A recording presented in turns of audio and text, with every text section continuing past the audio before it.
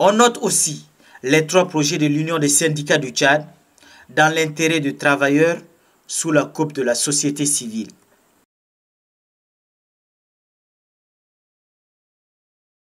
Nous avons présenté un projet à 2 volets. Le premier projet, c'est une construction un complexe de bourses de travail dans lequel on va avoir nos bureaux, certes. Nous allons construire avoir aussi un restaurant-hôtel, une crèche, un centre de formation. Le deuxième volet, c'est une banque de travailleurs. La banque de travailleurs, c'est la mutuelle de santé, la mutuelle assurance et également une coopérative agro-pastorale. Donc, tous ces éléments-là, nous ne les avons pas, ce n'est pas un don qu'on demande. C'est que nous sommes des travailleurs. Nous avons une potentialité. Nos potentialités, c'est que nous avons environ 100 000 travailleurs. Parce que ce n'est pas seulement au nom de l'UST, c'est au nom de toutes les centrales. Quand bien même l'UST a 90% des autres là, mais au nom de tous les travailleurs, nous sommes venus 5 centrales. Et moi, je fais un peu le porte-parole. Donc, nous avons 100 000 travailleurs. Nous avons discuté avec les ministres, nous avons dit avec 100 000 travailleurs, supposons qu'ils donnent 5 000 par mois. 100 000 travailleurs, en un an, on a 6 milliards. Donc 6 milliards, nous pouvons déjà dire, nous on a 6 milliards, nos projets là. Il suffit maintenant que le pouvoir nous aide en nous donnant par exemple un terrain et en nous facilitant le versement par check-off directement dans les banques. Et de l'autre côté, les bailleurs vont venir intervenir. Parce que nous avons chaque année 6 milliards. Ça veut dire que nous sommes solvables. Par conséquent, nous pensons bien que nos projets peuvent être bancables. D'abord, le ministre il en a parlé de ça, si vous l'avez écouté. Et nous avons eu quelques contacts aussi. Nous continuerons et nous allons avoir encore d'autres contacts avec certains bailleurs de fonds certains se sont positionnés. Et nous avons également en dernier lieu un projet qui pour nous tient à cœur. C'est le projet de la bonne gouvernance.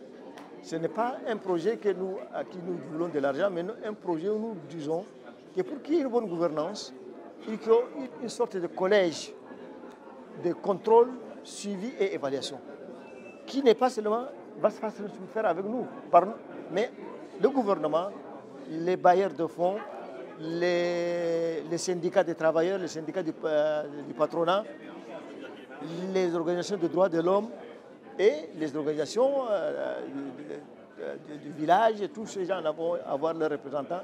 Et c'est ça, cet organe-là, va être un organe qui contrôlera la bonne gouvernance, parce que le problème du cas, c'est le problème de la mauvaise gouvernance. Et si nous sommes arrivés à cette crise, ce n'est pas parce que le pétrole a manqué, mais c'est parce que c'est mal gouverné, les finances publiques sont mal gouvernées, vous le connaissez bien. L'argent des douanes n'entre pas normalement, c'est à peine 10% qui entre au trésor public. L'argent de fiscalité, c'est la même chose. Et donc, la question des fonctionnaires, on venait de parler tout de suite, il y a un intervenant qui a parlé, les fonctionnaires sont non contrôlés. Il y a des personnes qui touchent 3 ou 4 salaires par mois et il y a des personnes qui ne travaillent pas, qui ont leur salaire qu'on a inscrit. Donc on parle de 50 ou 60 000 travailleurs, mais en fait ce n'est même pas la moitié qui est réellement active. Donc tous ces problèmes-là font que, et dans ce cadre-là, nous sommes en dialogue avec le gouvernement, même si on a rompu avec le gouvernement le dialogue.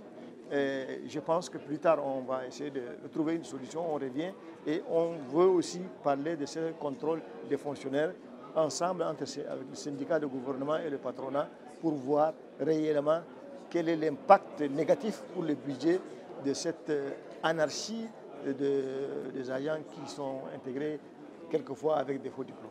Bon, pour aujourd'hui, je devais intervenir hier, je n'ai pas pu parce que je devrais présenter exactement ça.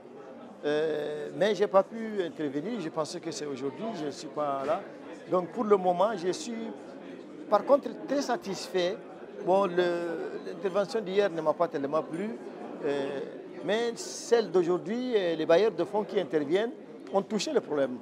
Ils ont parlé de la mauvaise gouvernance, ils ont parlé de ceci, de cela, de la fiscalité, des finances qui ne marchent pas. Et là, les gens en ont parlé.